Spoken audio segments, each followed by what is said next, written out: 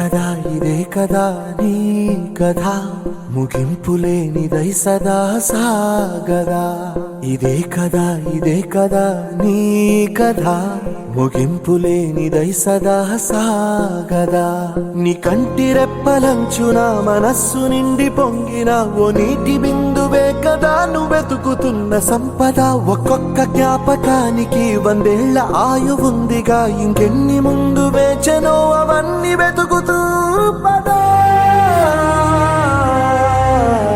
మనుష్యులందు నీ కథ మహర్షిలాగా సాగదా. మనుష్యులందు నీ కథ మహర్షిలాగా సాగదా.